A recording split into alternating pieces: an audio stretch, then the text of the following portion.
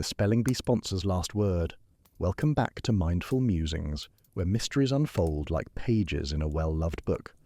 I'm your host, William, and today we're diving into a tale of spelling, secrets, and something far more sinister than anyone could have imagined. Miss Marple, that keen observer of human nature, finds herself at the centre of a mystery at the National Spelling Bee Championship. So settle in, dear listeners, wherever you are in this world, and let's begin our story. The Spelling Bee sponsor's last word. Chapter 1. The Trophy's Gleam.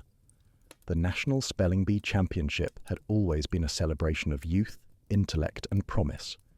This year, held at the Grand Metropolitan Convention Centre in the heart of the city, it promised to be the most prestigious yet.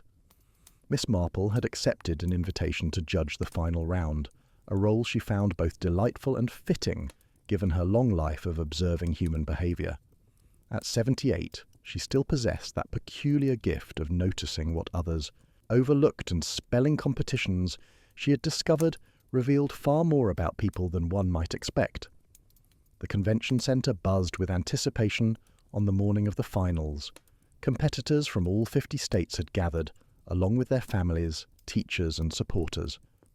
The massive auditorium had been decorated with banners celebrating academic achievement, and at the centre of the stage stood an enormous trophy, a gleaming silver cup nearly 3 feet tall, donated by Nexus Education Corporation and their CEO, the formidable Mr. Cedric Ashford. Mr. Ashford was a man of 62, sharp-featured and perpetually calculating. His company, Nexus Education, had revolutionized the way students prepared for academic competitions by developing an expensive software platform called Spellmaster Pro. For the past 3 years, his company had sponsored the National Spelling Bee, and under his tenure the competition had grown considerably in prestige and prize money. However, there were whispers in educational circles that something wasn't quite right. Miss Marple sat in the judges' section, her mild blue eyes taking in every detail as the morning preliminary rounds began. Next to her sat Dr. Edmund Price, a linguistics professor from the State University, and beside him, Ms. Patricia Chen, the Director of Education for the state's largest public school system. They greeted Miss Marple warmly, though there was a tension in the air that seemed to extend beyond the typical nervousness of competition day. During a brief recess before the afternoon finals, Miss Marple struck up a conversation with Ms. Chen. The two women had met previously at various educational events, and Miss Marple had always found her to be thoughtful and dedicated to her work. "You seem troubled today, my dear," Miss Marple observed, accepting a cup of tea that had been offered by one of the event coordinators. "Is it merely the stress of the competition, or is there something deeper weighing on your mind?" Ms. Chen glanced around to ensure no one else was listening. She set down her own cup with a gentle clink. "Miss Marple, I don't know if I should speak of this, but your reputation for discretion precedes you. There have been irregularities this year. Students who use Nexus Education's Spellmaster Pro software have been advancing at an unusual rate. The word lists provided for study seem tailored to favour those who study through that particular platform." "How extraordinary," Miss Marple murmured, her needles clicking rhythmically as she worked on a small cardigan during the break. She never went anywhere without her knitting. "And you have evidence of this?" "Patterns," Ms. Chen said. "Nothing definitive enough for an accusation, but patterns nonetheless. Schools that cannot afford the software are seeing their students eliminated early, while those using Nexus's platform consistently advance to later rounds. 3 of my best students were eliminated on words that should never have appeared in a national competition at their level." Miss Marple nodded thoughtfully. "And Mr. Ashford is aware of these concerns?" "He's been made aware, yes. He dismissed them as coincidence and poor preparation on the part of those schools. He's quite charming when he wishes to be, but there's something cold about him, something that suggests he believes the rules don't apply to him." Before Miss Marple could respond, Mr. Ashford himself appeared, his tailored suit and perfectly knotted tie speaking of wealth and confidence. He had come to inspect the trophy before the evening's awards ceremony, ensuring that every detail reflected well on his company. "Miss Marple," he said warmly, approaching her with an extended hand, "what an honour to have you as one of our judges this year. Your discerning eye is just what this competition needs." "The honour is mine," Miss Marple replied, shaking his hand briefly. She noticed how his grip was firm, almost aggressive, as if he needed to assert dominance even in a simple greeting. "The competition appears to be progressing splendidly. The young people are quite impressive." "They are indeed," Ashford agreed, his eyes travelling across the auditorium to the trophy. "And this evening we'll celebrate the very best of them. That trophy represents the pinnacle of educational achievement, don't you think? Everyone wants to win it. Everyone wants their achievement recognised." There was something in the way he said it that made Miss Marple pause. The words were innocuous enough, but his tone suggested something more, a kind of hunger that went beyond normal satisfaction in sponsoring an event. As the afternoon progressed and the finals drew closer, Miss Marple observed the various contestants and their supporters with increasing interest. She noticed a woman in her early 50s sitting in the audience section reserved for educators.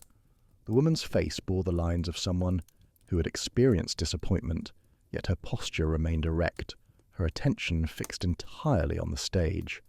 When one of the contestants struggled with a word and was eliminated, the woman's hands clenched briefly before she composed herself. During another break, Miss Marple casually asked one of the event organisers about this woman. She learned that her name was Ms. Helen Garrett, a dedicated English teacher from Lincoln Public School. Her students had done exceptionally well in previous years, but this year they had been eliminated at alarming rates. Miss Marple filed this information away in that portion of her mind devoted to observations about human nature. She had learned long ago that at the centre of most crimes, if crime there was, lay motive, and motive was almost always personal. The evening ceremony was set to begin at 7 o'clock. The auditorium had been transformed into a glittering space with stage lighting and a small orchestra in the pit. The final 10 contestants had been whittled down from the hundreds who had begun the competition that morning. Now they waited backstage, each carrying the weight of their own ambitions and the hopes of their schools, families, and communities.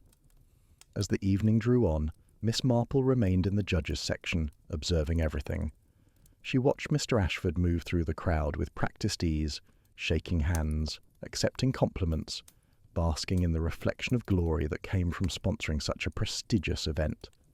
She watched Ms. Chen, who seemed increasingly agitated as the rounds progressed. She watched Ms. Garrett, who had moved to a different section where she could see more clearly, her eyes never leaving the stage. When the final round began, the atmosphere in the auditorium had become electric. The last word would determine the champion, and that champion would have their name engraved on the trophy that Mr. Ashford had so proudly displayed. The final 2 contestants were a girl, named Sarah Chen, the daughter of Patricia Chen, who had studied primarily through traditional methods and school resources, and a boy named Marcus Williams, whose parents had invested heavily in Spellmaster Pro. As the final words were presented and spelled correctly by both, Miss Marple found herself leaning forward with interest. The championship word was presented to Marcus first. Pusillanimous. The boy spelled it correctly, his face flushing with satisfaction. Sarah received the same word. She paused, her lips moving silently as she calculated the letters. Pusillanimous, she said carefully. The judges conferred briefly, and Dr. Price announced, "Both competitors have spelled the word correctly.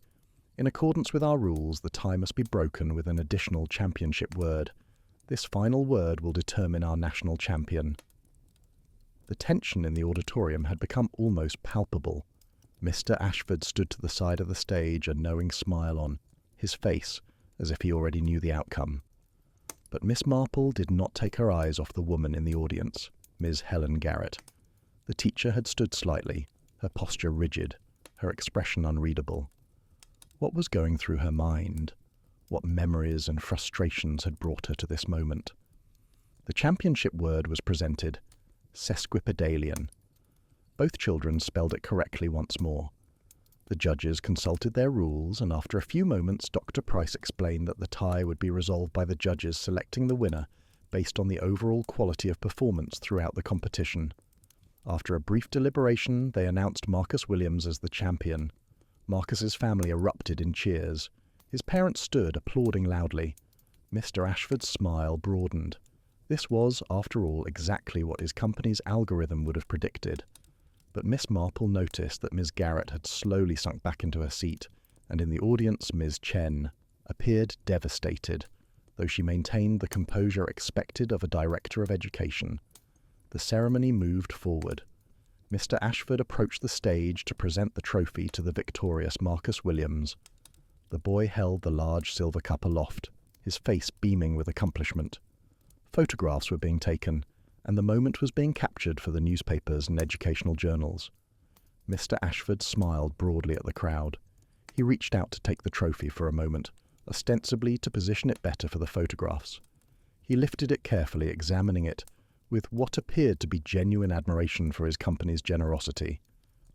"To education," he announced to the crowd, "to those who strive to achieve excellence."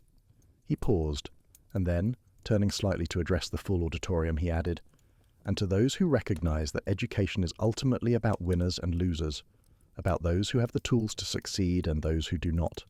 The comment seemed oddly divisive for such a ceremony, and Miss Marple raised an eyebrow slightly. But Mr. Ashford had already lifted the trophy to his lips, apparently intending to take a ceremonial sip from the cup in celebration of the victory. What happened next occurred so quickly that many observers would later struggle to describe it accurately. Mr. Ashford's expression changed. His face contorted, first with confusion, then with an intensity of pain that was shocking in its suddenness. He dropped the trophy, which fell to the stage floor with a deafening clang, the metal ringing out across the now silent auditorium. Mr. Cedric Ashford collapsed beside the trophy, his body convulsing violently. Medical personnel who had been present at the event rushed forward, but within moments it became clear that something catastrophic had occurred. His skin had taken on an unusual pallor, and his breathing became increasingly laboured. As paramedics attempted to revive him, Miss Marple rose slowly from her seat, her mind already beginning to work through the mechanics of what she had just witnessed. She had seen many things in her long life, and she recognized death when it presented itself in such a violent and public manner. By the time the paramedics had loaded Mr. Ashford into an ambulance, the auditorium had descended into controlled chaos.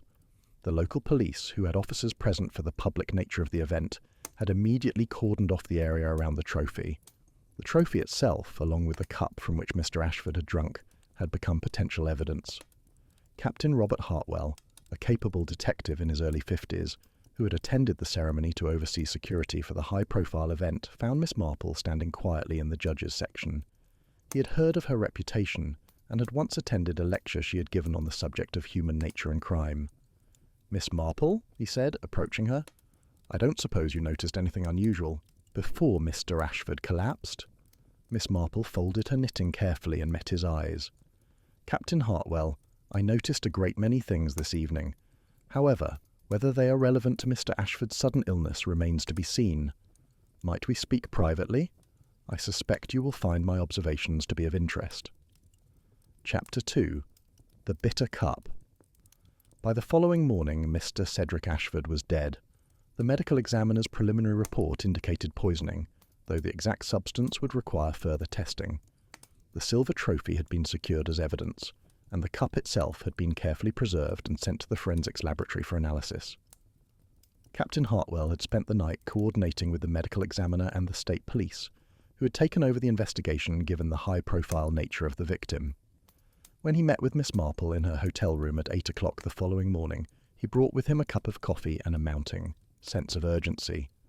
The preliminary toxicology report came back an hour ago, he told her, settling into the chair across from her.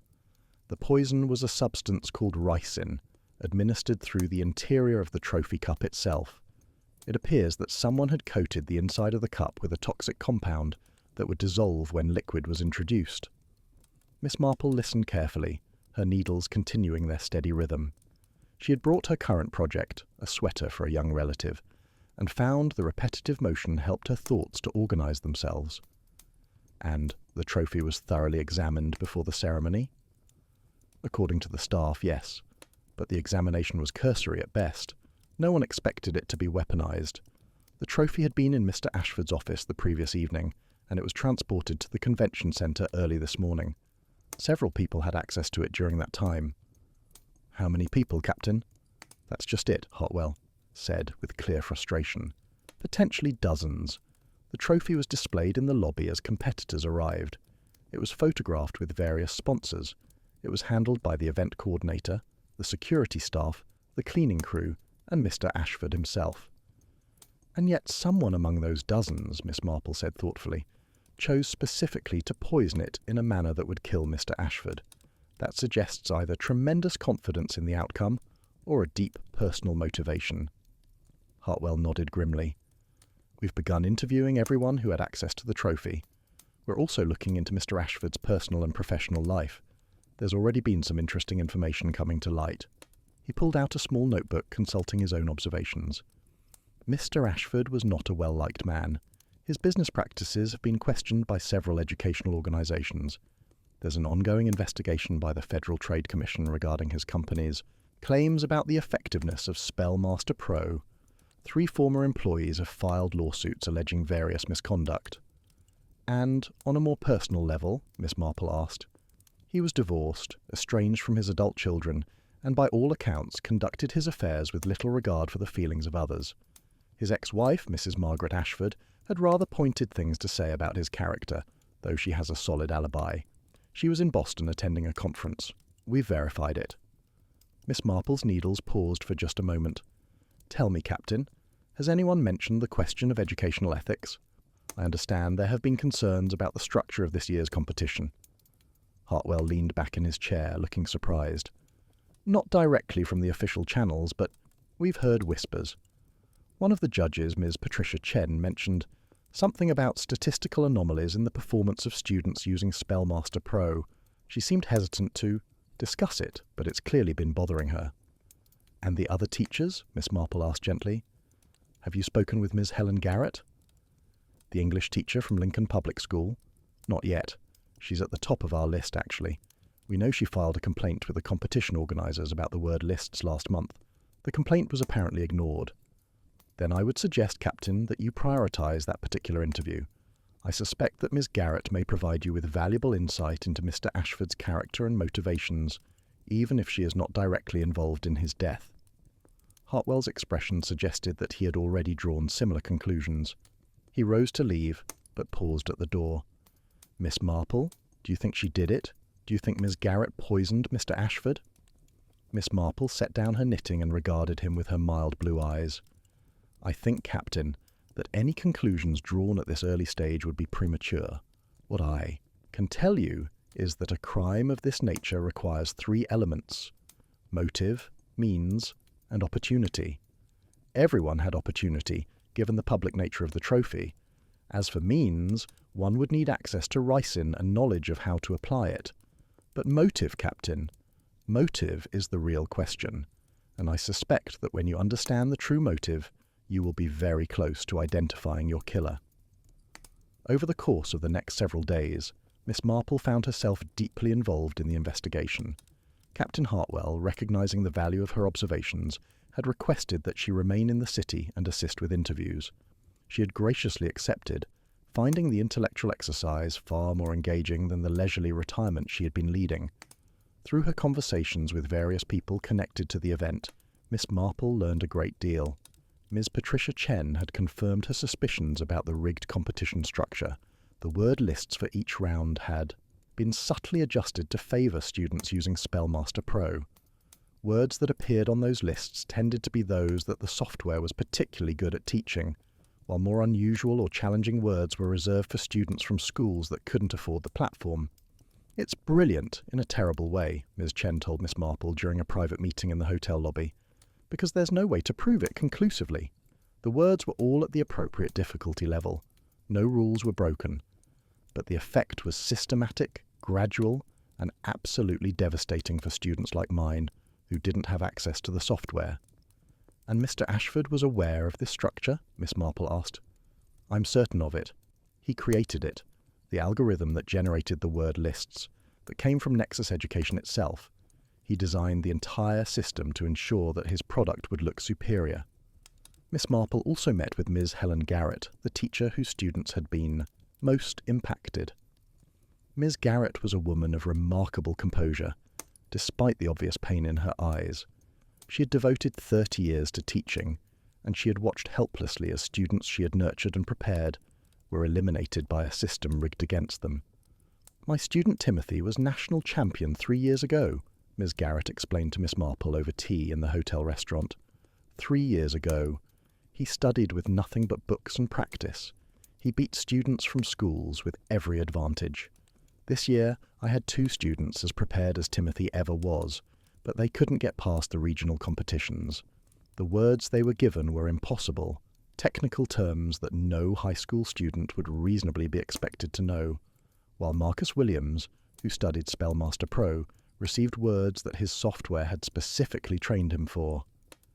"It must have been terribly frustrating," Miss Marple said gently. Ms. Garrett's composure cracked slightly, revealing the depth of her emotion. "More than that, Miss Marple. It was infuriating. It was unjust. These children work so hard, and they were being judged on a rigged system. I complained. I went to the organisers. I submitted formal documentation, and I was ignored. Mr. Ashford told me directly that I was being a poor loser, and that if I was concerned about my students' performance, I should invest in his software." "Did you respond to him?" Miss Marple asked carefully.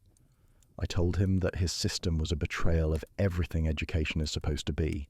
I told him that real achievement meant nothing in his world, only the ability to pay for his product. I was angry, Miss Marple, very angry. But I did not poison him, if that's what you're wondering." Miss Marple smiled gently.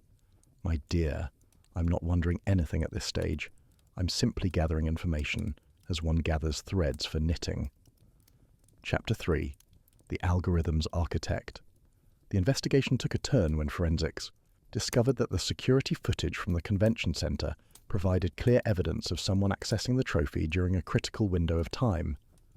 The figure in the security footage wore a custodial uniform, entering the lobby at 8:45 in the morning, approaching the trophy and departing 7 minutes later. Captain Hartwell and his team worked methodically to identify who this person might be.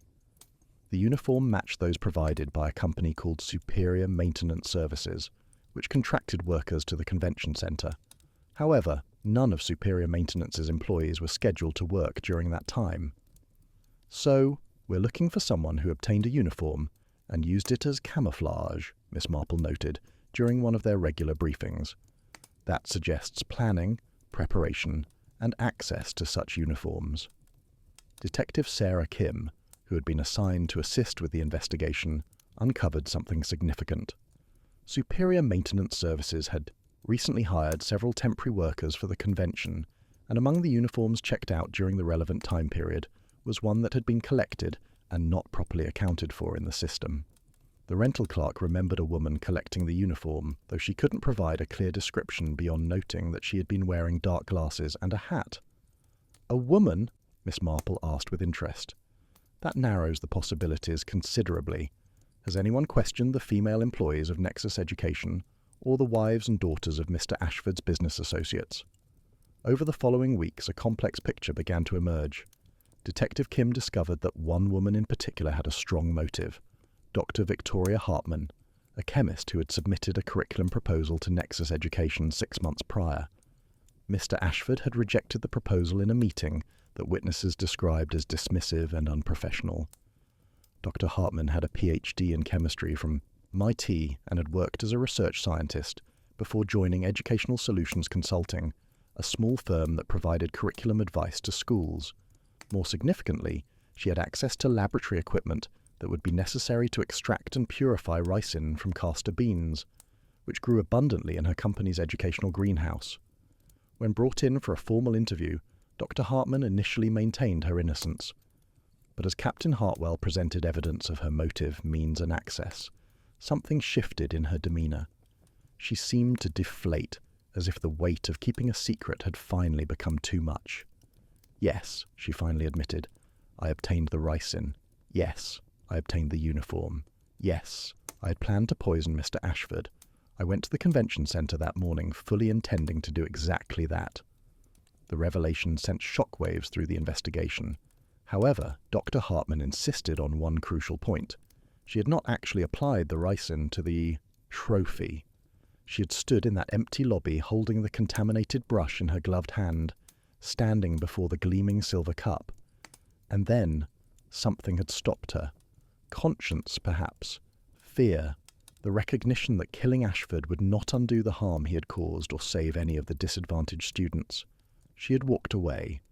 She had left the convention centre without applying the toxin, disposed of the contaminated materials, and told no one of her plan until confronted with evidence. "Then who poisoned the cup?" Captain Hartwell asked, his frustration evident. "I don't know," Dr. Hartman replied, "but I suspect you already know. Or rather, Miss Marple suspects. She has a way of seeing things others miss." Chapter 4. The Doctor's Hands. Miss Marple had indeed seen something that others had missed. While reviewing the expanded list of people with access to the convention centre, she had noticed a name that appeared multiple times in the security logs. Dr. James Chen, who worked as a laboratory technician at the county hospital. Dr. James Chen was the husband of Victoria Hartman and the brother of Patricia Chen, the Director of Education.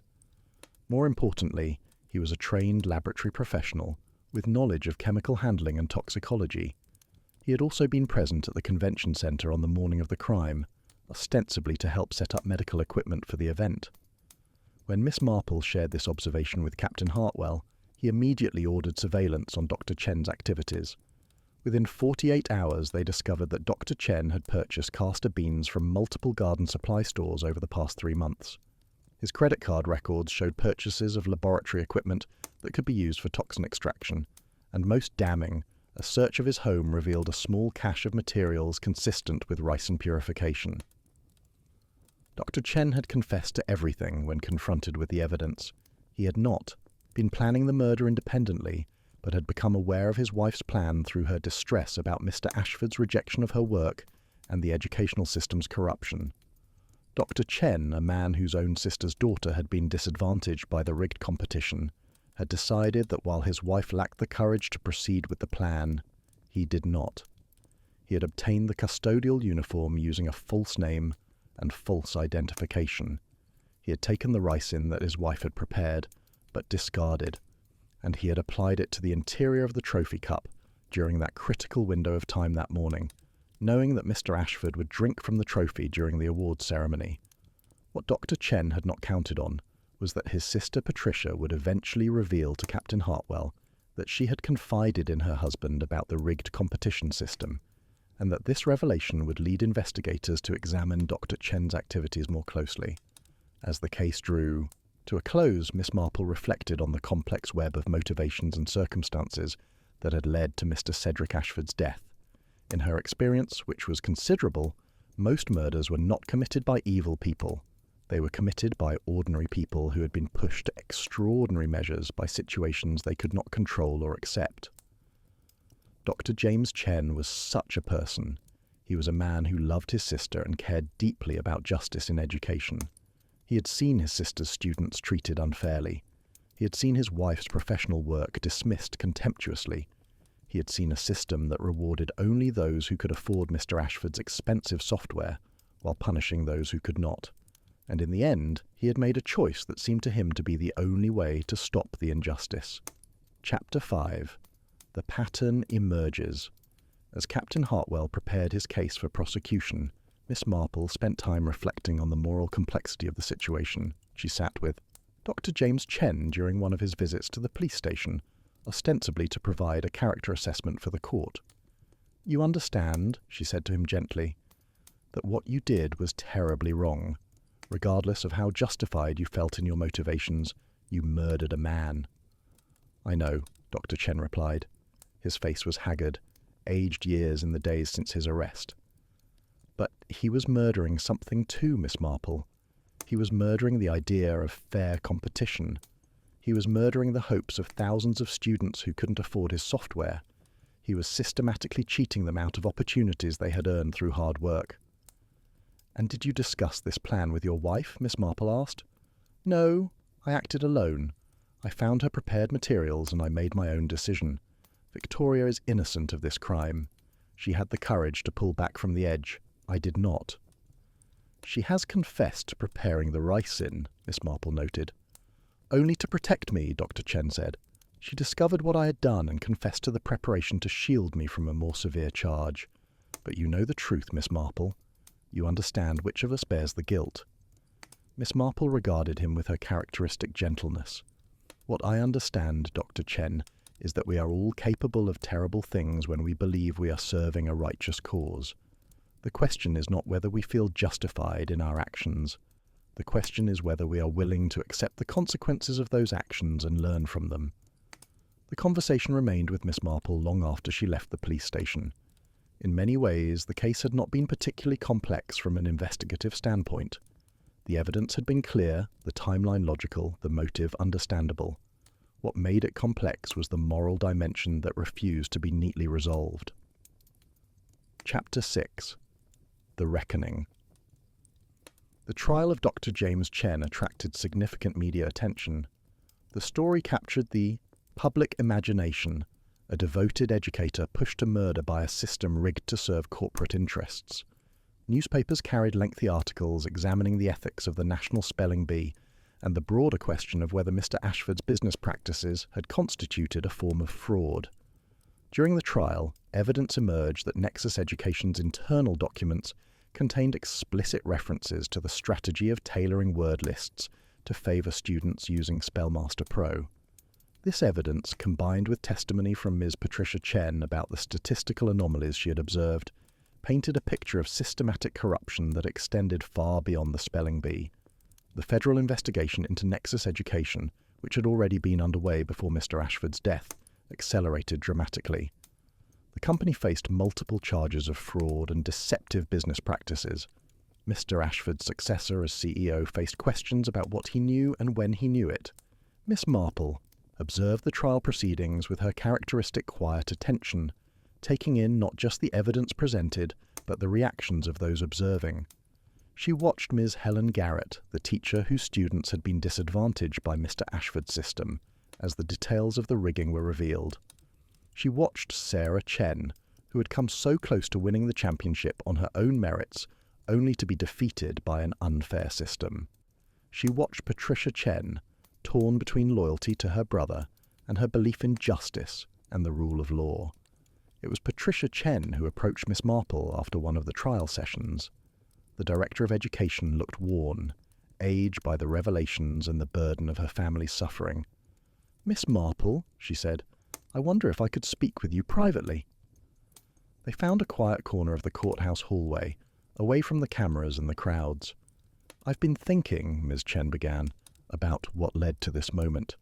If I had just accepted them, rigged system, had just taught my students to use Spellmaster Pro despite the cost, if I had accommodated myself to the corruption rather than resisting it, my brother would not be facing prison time." Miss Marple regarded her with understanding.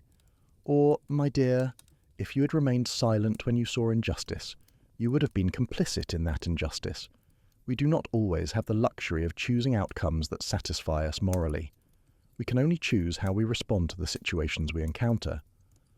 "But my brother is going to prison," Ms. Chen said, her voice breaking. "He will spend years in prison for something he did in anger and desperation." "That is a terrible price," Miss Marple agreed, "and it is a price that many people pay for acting on their convictions without fully calculating the consequences. But consider also the price that would be paid if corrupt systems were simply accepted and allowed to continue. There are no clean solutions to these problems, Ms. Chen. We do the best we can with the choices available to us, and accept the consequences." Chapter 7. The Letter. A week after Dr. James Chen received his sentence of 23 years, Miss Marple received a letter from him.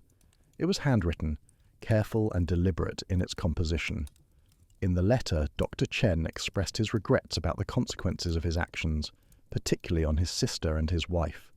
He wrote of his acceptance of his punishment, and his belief that whatever the cost to himself, the revelation of Nexus Education's corruption would ultimately protect future students from exploitation. He also made a confession of sorts. He had not acted entirely out of a desire to punish Mr. Ashford for his unfair competition system. There was a personal element as well.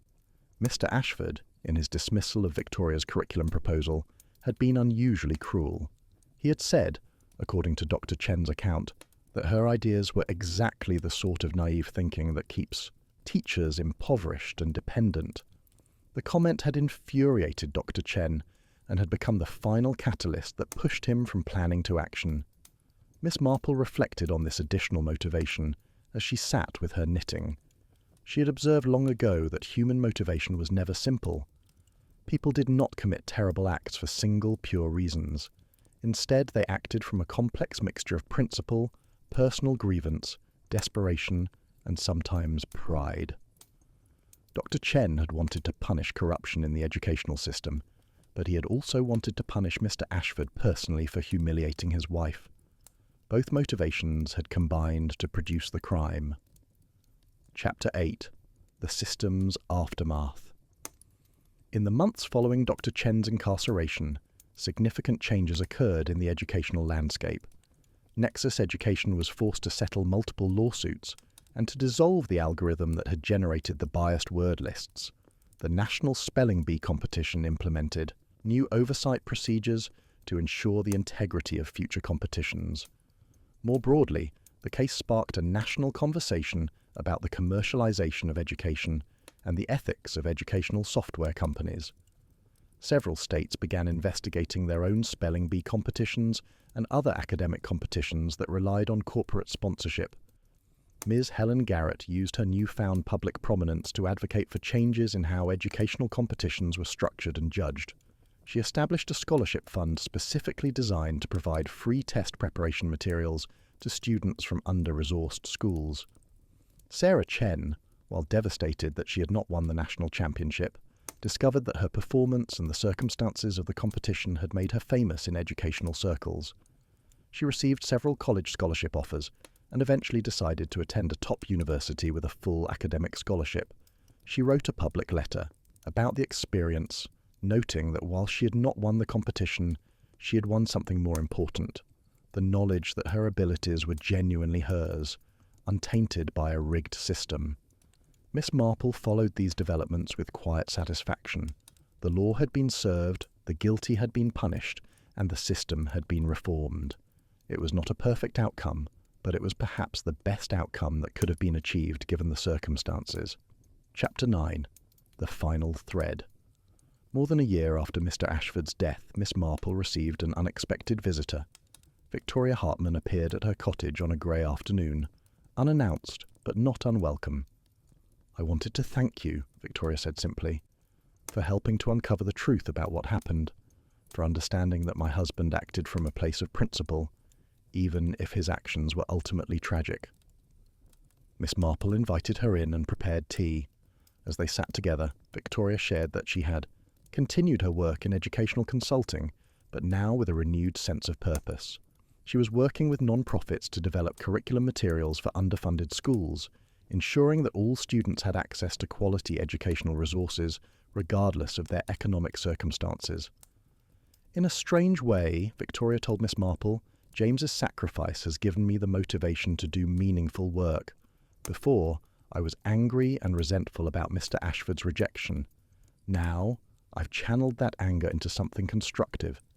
Miss Marple listened with her characteristic attentiveness. "That is often how we redeem ourselves from our failures and regrets, my dear. We take the painful experiences and transform them into purpose.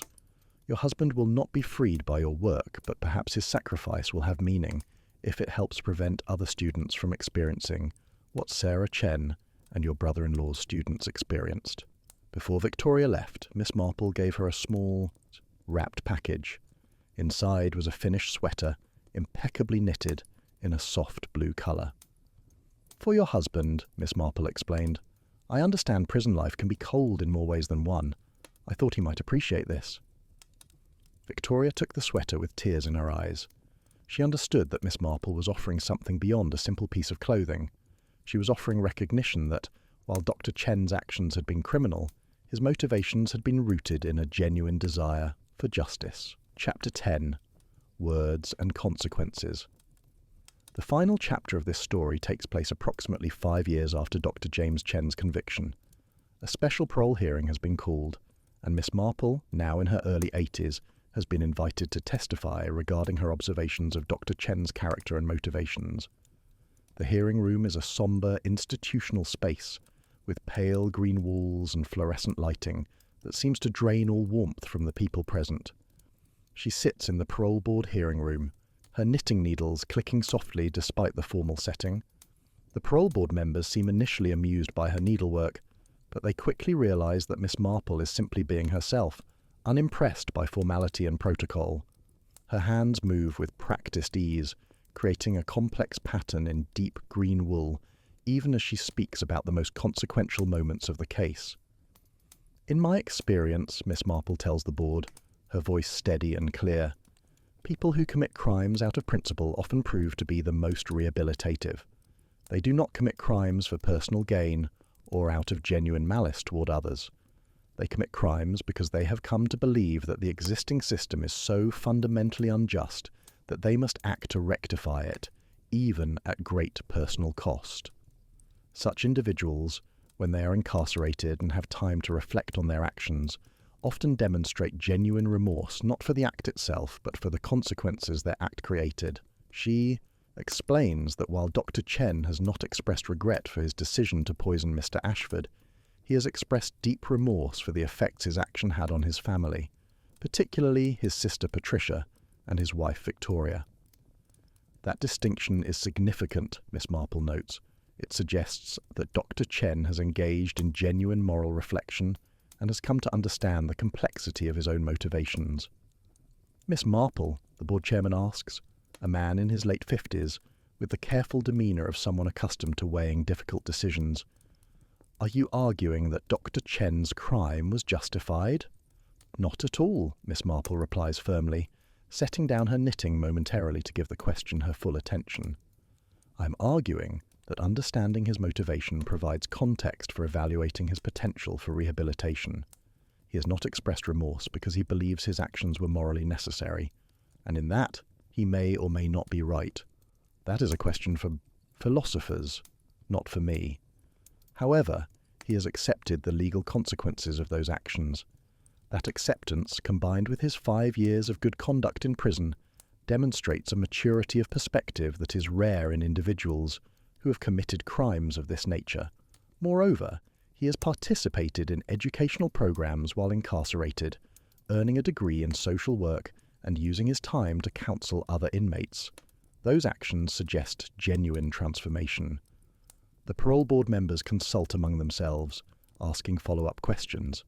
Miss Marple answers each one with the same patient clarity, drawing on her observations of human nature and her understanding of Dr. Chen's character. One board member asks whether Miss Marple believes Dr. Chen will pose a danger to society if released. I do not, Miss Marple responds. Dr. Chen's crime was not motivated by violence or personal malice, but by a specific set of circumstances that no longer exist. Mr. Ashford is dead. The education system has been reformed. The conditions that led to his desperate action have been substantially altered. I would argue that the greatest danger would come from keeping him incarcerated, where his imprisonment serves no rehabilitative purpose and wastes the considerable talents he possesses. Another board member asks whether Miss Marple believes Dr. Chen has learned his lesson. That depends on what lesson we believe he should have learned, Miss Marple replies thoughtfully. If we believe he should have learned never to interfere with systems he deems unjust, then I suspect he has not and will not learn that lesson. However, if we believe he should have learned that violence is not an effective method for creating lasting change, then I believe he has genuinely learned that. His 5 years in prison have taught him, I suspect, that the personal cost of vigilantism is far higher than the benefit it produces. That is a valuable lesson. The parole board eventually votes, with a 4-to-1 majority, to recommend Dr. James Chen for parole after he has served 15 years of his 23-year sentence. He has already served slightly more than a third of that time, and he is eligible for release. The decision is forwarded to the governor, who reviews parole recommendations and has final authority over whether they are approved. 3 weeks later, the governor approves the recommendation. Dr. James Chen is informed that he will be released on parole in 30 days, subject to conditions including regular meetings with a parole officer, a requirement that he remain in the state for the first 2 years of his release, and a prohibition on working with minors without special permission. On the day of his release, approximately 15 years after Mr. Cedric Ashford's death, Patricia Chen stands at the gate of the correctional facility at 6 in the morning, watching as her brother emerges carrying a small bag containing his few possessions. His hair is now entirely grey, and his face bears the marks of years spent incarcerated. But his bearing is dignified, and there is something in his expression that suggests not defeat, but a kind of quiet acceptance of what has transpired. The siblings embrace, and Patricia weeps openly. Dr. Chen holds his sister, and though he does not cry, there is a profound emotion in his expression that suggests he has never stopped feeling the weight of what his actions caused her. Miss Marple has sent a letter wishing him well, along with a small package. It is delivered to his home address that same day. Inside is a new sweater, knitted in the same blue as the one she had given to his wife Victoria years earlier. With it is a note in Miss Marple's careful handwriting. "Welcome back to a world that you tried to make more just, even if the cost was higher than you anticipated. I hope you find meaning in that attempt, and in the opportunity to do better work in the years ahead." Dr. Chen reads the letter, twice, holding it with hands that tremble slightly. He puts on the sweater that evening and sits with his wife and sister as they have dinner together for the first time in 15 years, eating at a table in their home rather than in a prison visitation room. Dr. Chen goes to work for the same non-profit organisation that his wife Victoria has been directing for the past decade. Together, they dedicate themselves to ensuring that educational resources are distributed equitably across schools, that no child is penalised by their economic circumstances, and that educational competitions are conducted with integrity and fairness. He works quietly, without seeking recognition or publicity. His parole file shows perfect compliance with all conditions of release. He participates in continuing education programs and eventually becomes a trainer for other non-profit organisations working in educational equity. He never grants interviews and asks that his name not be used in publicity for the organisation. He is simply a man working to create the kind of world he believed was worth killing for, now doing so through legal and constructive means. Years later, when asked about the spelling bee case, Victoria Chen would say, in an interview, "My husband made a terrible choice, and he paid a terrible price for it. But in the end, his choice led to real change in the educational system. Students who might never have had opportunities now have access to quality education and fair competition. That does not justify what James did, but it does give it a kind of meaning that helps us all live with what happened." She would also note that her work and her husband's work were not meant to honour his crime, but to ensure that future generations would not feel as desperate and hopeless as he had felt. The best outcome, she would say, would be a world where no one feels pushed to such extremes. That is what we work toward every day. The students whom Dr. Chen's sacrifice ultimately protected, students who benefited from reformed educational systems, who had access to free quality resources, who competed in fair competitions, would never know his name. They would never know the details of the case that led to educational reform. They would simply find themselves in a system where merit and ability were rewarded fairly, regardless of their family's income or their ability to purchase expensive software. That legacy, perhaps, is as much justice as any system imperfect as ours can provide. One man's terrible action led to systemic change that benefited hundreds of thousands of students he would never meet. The equation is not simple, and whether it justifies his crime is a question that reasonable people will continue to debate. Miss Marple, in her final years, would occasionally reflect on the case. She recognised that it had presented no easy answers, no clean resolutions of the kind that appear in detective fiction. Instead, it had presented a complex web of personal motivations, systemic injustice, institutional failure, and human fallibility. "The world is never as simple as we wish it to be," she would say to her visitors, her needles still clicking steadily even in advanced age.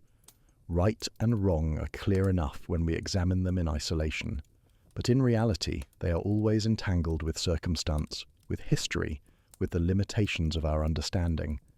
We do the best we can with what we know, and we hope that our choices bring more good than harm into the world."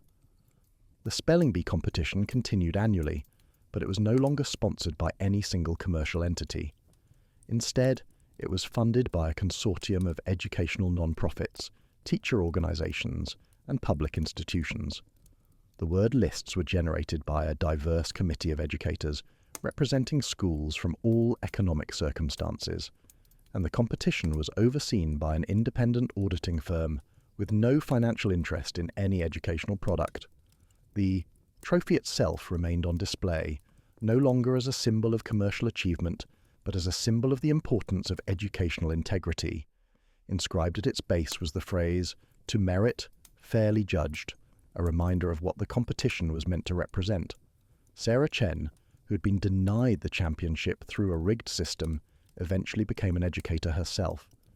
She taught mathematics at a public high school in an under-resourced district, the same kind of school where she might have ended up had she not received her scholarship.